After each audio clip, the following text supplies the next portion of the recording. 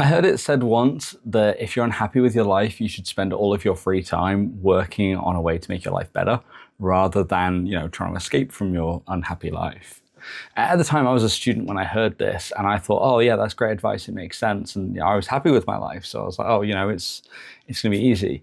And then what I've realized is actually it takes a lot of energy when you're unhappy. And then bringing in change gets harder and harder as well. You come home from work, you're tired, you don't really want to do much. On the weekends, you've got to catch up on all the adult stuff anyway, like shopping. And also, again, you just want to sit down and relax and switch off for a bit, or go see friends, or, just do something else and not think about like, where's my career going and stuff like that. So change is hard. And, as you get older, you also get more stuck in your ways, which makes change harder as well.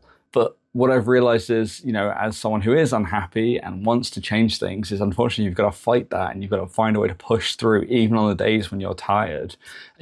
Someone isn't just going to show up and be like, okay, here's a brand new job, here's exactly what you want, kind of thing. And it's hard.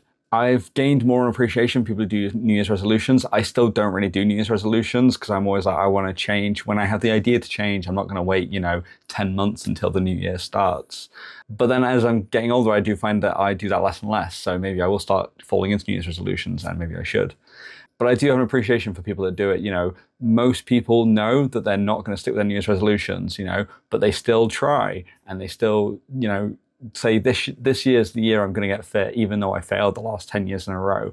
And that's very admirable that they can still get back up and try again. That's all we can do. And here I am trying something new, trying to make these videos for you so that one day you can watch them, and let's see what happens. Maybe I'll give up after 3 videos. Maybe I'll actually make it this time and, stick with something. But all I can do is try.